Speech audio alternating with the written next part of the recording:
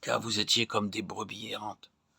Mais maintenant, vous êtes retournés vers le berger et le gardien de vos âmes.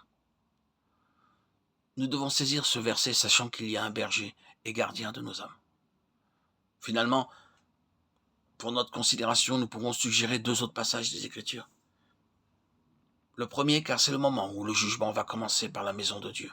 Or, si c'est par nous qu'il commence, quelle sera la fin de ceux qui n'obéissent pas à l'évangile de Dieu? Et si le juste se sauve avec peine, que deviendront l'impie et le pécheur? Ainsi que ceux qui souffrent selon la volonté de Dieu remettent leur âme au fidèle Créateur en faisant ce qui est bien. 1 Pierre 4, 17-19.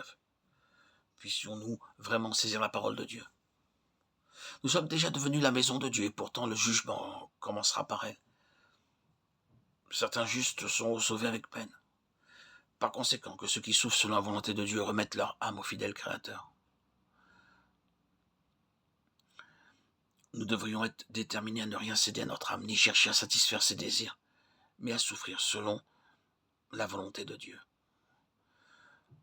Prenons en considération le deuxième passage des Écritures. C'est pourquoi, frères, appliquez-vous d'autant plus à affermir votre vocation et votre élection, car en faisant cela, vous ne broncherez jamais.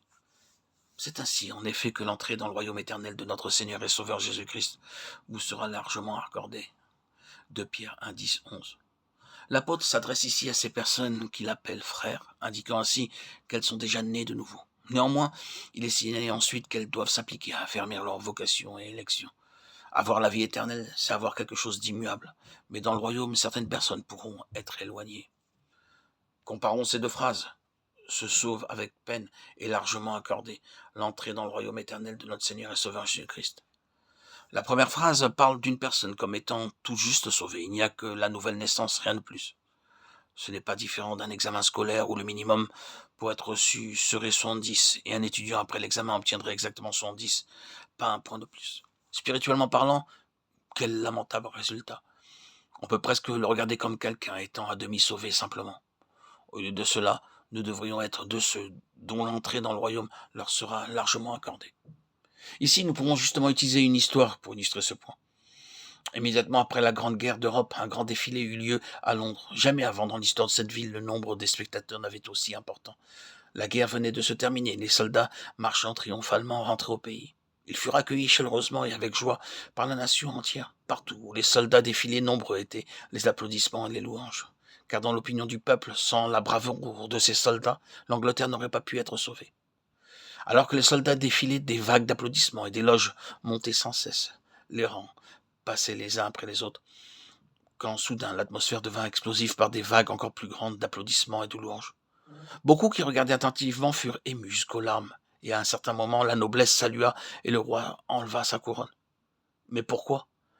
Parce que tout de suite après arrivèrent les véhicules transportant des soldats qui avaient perdu leurs membres, ou qui avaient été terriblement blessés dans leur corps. Ce furent ces hommes blessés qui reçurent le plus d'honneur et de louanges. La gloire que reçurent les soldats qui passèrent avant fut bien plus petite que celle reçue par ceux qui étaient blessés. Beaucoup qui seront sauvés avec peine entreront dans le ciel, dans le futur. Cependant, ils ne pourront pas entrer richement dans le royaume de Dieu. Mais pour ceux qui, sur la terre, auront souffert pour le Seigneur, ils recevront beaucoup dans ce jour, tout comme les soldats blessés reçurent beaucoup pendant la marche triomphale à Londres. Des applaudissements plus retentissants, des louanges plus élevées et une plus grande gloire.